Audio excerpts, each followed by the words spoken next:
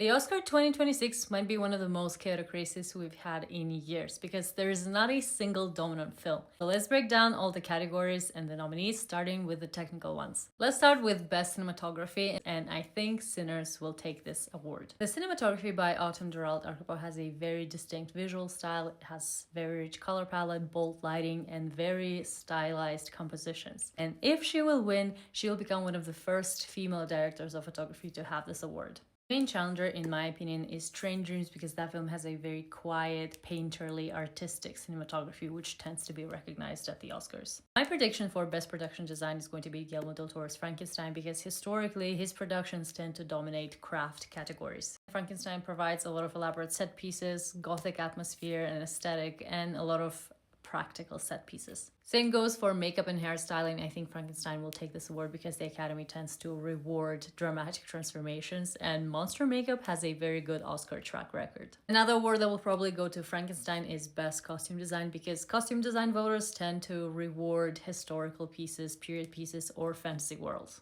And the gothic costumes in Frankenstein are extremely elaborate and they're visually striking. However, Hamnet might also win because it has historically accurate Shakespeare era costumes. Let's move on to Best Visual Effects, and I think everybody can agree that Avatar Fire and Ash is going to take this home. James Cameron films always dominate this category because his films always push the technological boundaries of filmmaking. Both Avatar and Avatar Way of Water have won this award in the past. Now, film editing is going to be a tricky category to predict because I would argue it's one of the most important Oscar categories, and it correlates strongly with Best Picture because editing is essentially the rhythm and storytelling engine of the film. Now, many predict One Battle After Another is going to take Best Editing because it's basically a frontrunner for Best Picture and because it has a very complex narrative structure. But I think it's going to go to Sinners. I think Michael P. Shower deserves that award just for the dancing sequence alone and the surreal montage in it. Let me know if you agree or disagree with my predictions, and I'll post the rest of the categories in part 2.